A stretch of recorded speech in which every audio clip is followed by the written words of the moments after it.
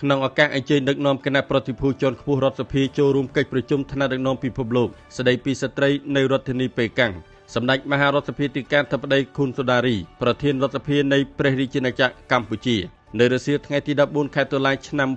2025បានអញ្ជើញជួបពិភាក្សាការងារជាមួយឯកឧត្តមចៅលើកជីប្រធានគណៈកម្មាធិការចិនត្រៃនៃសភាតំណាងប្រជាជនចិនសម្ដេចរដ្ឋសភាទីការធិបតីខុនសូដារីបានចូលរួមអបអរសាទរមិត្តចិនដែលសម្រេចបាននូវការអភិវឌ្ឍយ៉ាងឆាប់រហ័សក្រោមការដឹកនាំរបស់បកកុម្មុយនីសចិនដែលមានប្រធានាធិបតីស៊ីជីនពីងជាស្នូលដែលសម្រេចបានគោលដៅ100ឆ្នាំទី1នៅឆ្នាំ2021សម្ដេចប្រធានរដ្ឋសភាមានសន្តិភាពនិយមថាមិត្តចិននឹងសម្រេចបានកំណើនសេដ្ឋកិច្ចខ្ពស់នៅឆ្នាំ2025នេះនិងគោលដៅ100ឆ្នាំទី2នៅឆ្នាំ2049ដើម្បីប្រែក្លាយទៅជាប្រទេសសង្គមនិយមដ៏ទំនើបរុងរឿងខ្លាំងក្លាវប្បធម៌ជឿនលឿននិងសុខដុមរមនាសម្ដេចបានបញ្ជាក់ថាជោគជ័យរបស់មិត្តចិនក៏ដូចជាជោគជ័យរបស់កម្ពុជាសន្តិសុខរបស់កម្ពុជាជាសន្តិសុខរបស់ចិនសន្តិសុខរបស់ចិនជាសន្តិសុខរបស់កម្ពុជា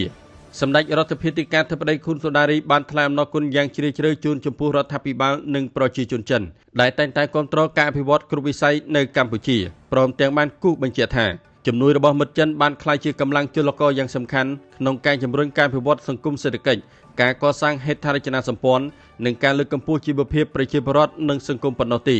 ប៉ុន្តែថែមទាំងជួយកម្ពុជាឲ្យមានឯករាជ្យនយោបាយនិងស្មើមុខស្មើមាត់លើឆាកអន្តរជាតិឯកឧត្តមចៅលើកជីបានអបអរសាទរនឹងវាតម្លៃខ្ពស់ចំពោះវឌ្ឍនភាពនិងការអភិវឌ្ឍយ៉ាងឆាប់រហ័សរបស់កម្ពុជាហើយបានចាត់ទុកថាការរីកចម្រើនរបស់កម្ពុជាក៏ជាការរីកចម្រើនរបស់មិត្តចិនដែរឯកឧត្តមប្រធានសភាតំណាងប្រជាជនចិនបានលើកឡើងនូវចំណុចគន្លឹះមួយចំនួនក្នុងការលើកកម្ពស់មិត្តភាពកិច្ចសហប្រតិបត្តិការប្រទេសទាំងពីរប្រកបដោយទំនុកចិត្តរក្សាទំនុកចិត្តជាយុទ្ធសាស្ត្រនិងគាំទ្រគ្នាទៅវិញទៅមកដើម្បីផលប្រយោជន៍រួមនៃប្រទេសទាំងពីរ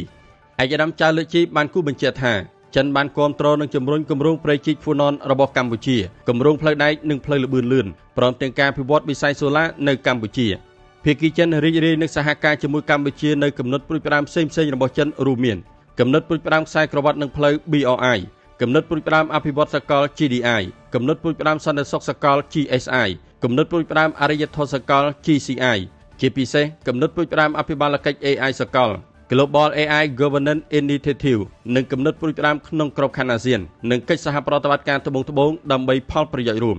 សម្ដេចរដ្ឋសភាទីការធិបតីខុនសូដារីបានបង្ហាញក្តីរីករាយក្រៃលែងដោយឃើញប្រទេសទាំងពីរមានកិច្ចសហប្រតិបត្តិការជិតស្និទ្ធនិងប្រកបដោយផ្លែផ្កាលើគ្រប់វិស័យដែលឆ្លុះបញ្ចាំងអំពីសាមគ្គីភាពជាប្រពៃណីនិងកិច្ចសហប្រតិបត្តិការឈ្នះឈ្នះភាពជាដៃគូយុទ្ធសាស្ត្រគ្រប់ជ្រុងជ្រោយវិវត្តជាវិជ្ជមានប្រកបដោយផ្លែផ្កាជាលំដាប់ដែលបង្ហាញពីភាពរឹងមាំថិតថេរនៃមិត្តភាពដៃថែបដោយផ្អែកលើការទុកចិត្តគ្នាការគោរពគ្នាការយោគយល់គ្នានិងការផ្ដល់ប្រយោជន៍រួមដោយយកប្រជាជនជាស្នូលឋានៈដឹកនាំរដ្ឋសភាប្រទេសទាំងពីរបានវាតម្លៃខ្ពស់ចំពោះចំណងមិត្តភាពដៃថែបកម្ពុជាចិនបើទោះបីជាពិភពលោកបាននឹងកំពុងស្ថិតក្នុងបម្រែបម្រួលដ៏ខ្លាំងជាពិសេសគឺប្រឈមនឹងស្ថានភាពដ៏ស្មុគស្មាញនៃសេដ្ឋកិច្ចសកលនិងបញ្ហាជាសកលយ៉ាងណាក៏ដោយក៏ទំនាក់ទំនងដៃថែបនៃប្រទេសទាំងពីរកាន់តែមានភាពស៊ីជម្រៅនិងរឹងមាំពីមួយជំនាន់ទៅមួយជំនាន់និងត្រូវបានបន្តពូនជ្រុំថ្នាក់ថ្នមដោយថ្នាក់ដឹកនាំជំនាន់ក្រោយរួមមានសម្ដេចតេជោហ៊ុនសែននិងសម្ដេចធិបតីហ៊ុនម៉ាណែតនិងលោកប្រធានាធិបតីស៊ីជីនពីង